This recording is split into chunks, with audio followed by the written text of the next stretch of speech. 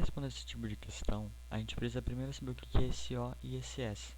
Bem, se você tem uma tabela periódica em casa e se não tem é só pegar na internet. E se não tem é só bater print desse vídeo aqui e agora você tem uma nova tabela periódica. Parabéns. Você sabe que isso é uma sigla. Então, por exemplo, cobalto, níquel, cobre, ao invés de a gente ficar decorando 118 elementos da tabela periódica, a gente fala Fe, Co e Ni. Nesse caso, você já pode ter verificado que o O e o S são respectivamente oxigênio e enxofre. Eu vou ficar chamando assim porque é muito chato ficar chamando O e S, tá?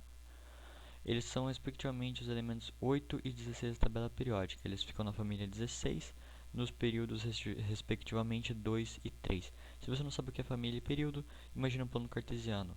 O X é a família, o Y é o período.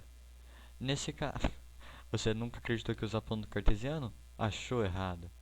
De qualquer forma, a gente tem aqui então o oxigênio e o enxofre no 816, você já deve ter verificado. E para fazer isso, para fazer a ligação dos elementos, a gente vai precisar mexer com a camada de valência deles. Por quê?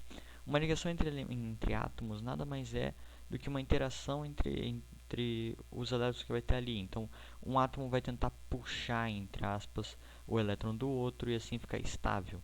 Para ele ficar estável, a gente segue a regra do quinteto. Existem exceções como o boro, que é o elemento 5 ali, que ele vai estabilizar com 6 elétrons, mas em geral eles estabilizam com 8 elétrons.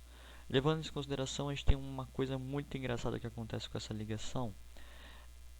Ambos têm a camada de valência igual a 6. Então, basicamente, a ideia é que ninguém daria o elétron para ninguém e ninguém receberia de ninguém. Mas para isso existe a eletronegatividade, que todo mundo ignora na escola, mas serve para alguma coisa.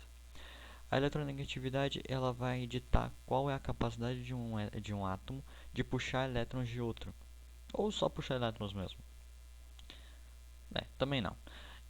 O oxigênio, por exemplo, tem 3,5 e o enxofre 2,5. Nesse caso, é óbvio que o mais forte vai ser o oxigênio. Ele vai puxar os elétrons do enxofre. Isso é muito importante para o que a gente vai fazer agora. E também uma coisa bem interessante que a gente pode saber qual é o tipo de ligação química. Se a gente subtrair ambos, eles forem maior ou igual a 1,7, é uma ligação iônica. E se for menor, é covalente. Para esse caso já é metal e é metal-metal, tá? Mas hidrogênio, se eu não me engano, não conta. Se eu não me engano, acho que era 1 o valor. Bem, de qualquer forma. Voltando para cá, a gente pode verificar então que quem vai passar elétrons vai ser o enxofre. E por que isso é importante? Porque, por exemplo, aqui no final, aqui, que é o SO3, que já dei a resposta aqui, desculpe pelo spoiler, mas o que vai acontecer? O enxofre tem 6 elétrons na camada de valência, então vão ter 3 oxigênios, porque eles puxam 2. A gente verificou aqui na distribuição eletrônica do oxigênio que ele precisava de 2 elétrons para estabilizar. Veja, 2 mais 4, 6, menos 8, 2. E esse 1s2 está na camada anterior, então não conta. Nesse caso, a gente precisa só de 2, o que a gente pode verificar aqui. 2 ligações. Nesse caso, ele tirou todos os átomos da camada de valência do enxofre, ficou só aqui a camada 2, o resto foi tudo compartilhado com o oxigênio, isso é bem importante, não foi dado para o oxigênio, foi compartilhado com ele.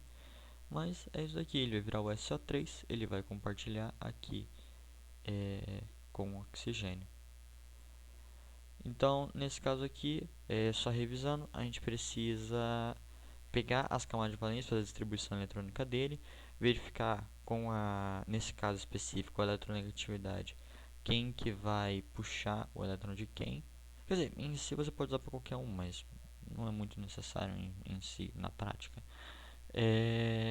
E a partir disso, tentar retirar, entre aspas, todos os elétrons da camada de valência de quem está dando elétrons e deixar como 8 elétrons na camada de valência de quem está recebendo os elétrons. Em geral, mais uma vez, existem exceções, como eu disse.